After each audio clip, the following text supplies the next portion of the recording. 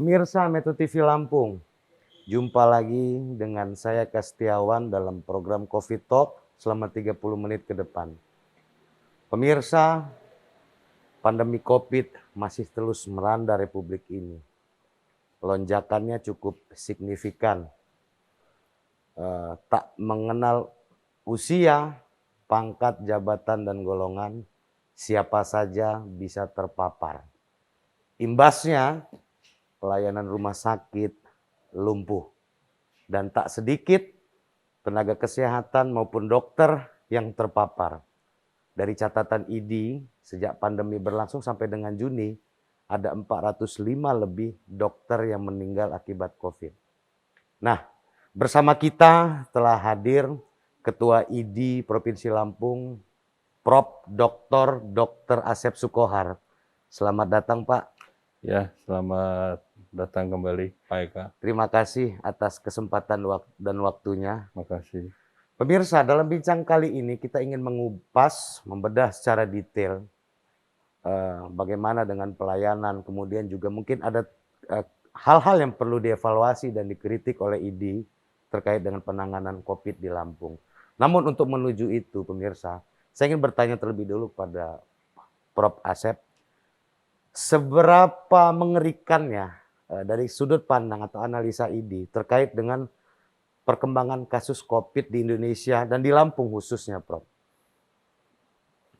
Baik, terima kasih Pak Eka atas waktunya dan perkenalannya tadi. Sangat mengerikan. Ya. Jadi begitu kita mendapatkan informasi bahwa India terjadi lonjakan yang sangat luar biasa dengan varian baru Delta, dan itu menjadikan perhatian bagi Indonesia dan ID. Dan pada saat itu, sebelum terjadinya COVID-19 meningkat di Indonesia, kita sudah prediksi bahwa di Indonesia pun sepertinya akan seperti itu. Momentum itu juga didukung dengan adanya momen Lebaran, Idul Fitri. Padahal pada saat itu juga pemerintah bersama pengurus besar ID di Jakarta dan tentunya dengan pengurus ID di wilayah dan kabupaten itu sudah bekerja sama dan mewanti-wanti kepada seluruh warga Indonesia untuk tidak mudik dari tanggal sekian sampai dengan tanggal sekian. Ya. Tapi ternyata warga Indonesia ini cerdik. Mereka mengakali mudik sebelum tanggal yang ditentukan dan sesudah tanggal yang ditentukan. Apa yang terjadi? Inilah saat ini kita sudah lihat dari tanggal 26 Mei, itu kan sudah ada peringatan dari pemerintah untuk menjaga mobilisasi sampai dengan tanggal 2 Juli. 2 Juli.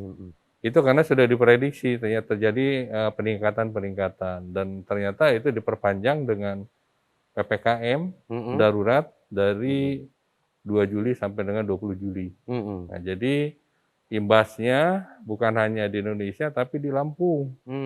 Ini mengerikan, Pak Eka.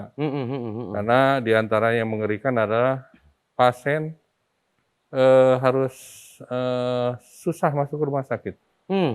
Ya, karena memang kalau di Indonesia itu bornya lebih dari 80%. Di Lampung, informasi yang saya dapat itu di atas 60%. Dan saya sendiri memang mencoba membantu warga Unila, ID, warga masyarakat untuk masuk ke rumah sakit. Satu rumah sakit itu harus antri ya dengan sisrut, sistem rujukan, sehingga ya terjadi antrian masuk ke rumah sakit. Dan kalau kita lihat kejadian di tempat lain seperti di Jogja, itu di Rumah Sakit Dr. Sarjito, itu banyak yang isolasi mandiri karena menunggu antrian dan akhirnya kurang lebih berapa yang meninggal di Di rumah pada rumah. saat melakukan isolasi mandiri. Mhm, mhm. Nah, itu fenomena yang ada pada saat ini, menurut saya, itu sesuatu hal yang sangat Mengerikan ya. mengerikan, Mhm, karena yang mhm. meninggal tentunya juga meningkat dan ya seperti yang kita lihat lah Ya. pada saat ini. Nah, Prof, dampak terhadap, kesehatan atau tenaga kesehatan dan dokter sendiri itu seperti apa sih, Prof? Atas adanya lonjakan pasien Covid yang sangat-sangat signifikan. Kita tahu ada 20.000 lebih, bahkan per hari penambahan kasusnya. Nah, itu seperti apa, Prof?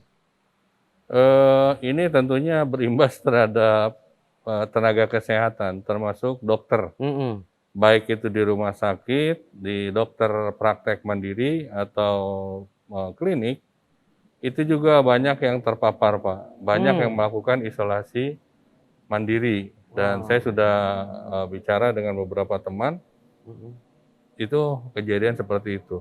mhm, Seperti pun di saat ini kita lihat misalnya karena saya bekerja di Unila, mhm, di poliklinik itu kurang lebih mungkin hampir, eee, 25% lebih ya, di bawah mhm, 50% itu 25. sudah banyak yang terpapar karena pernah kita, apa namanya, rapid antigen sehari itu lebih dari 50 orang, Mhm, gitu. Jadi artinya memang terjadi lonjakan yang signifikan sekali. mhm. Oke, baik, Prof, kita akan lanjut setelah jeda pariwara berikut. Pemirsa, kita akan kembali sesaat lagi.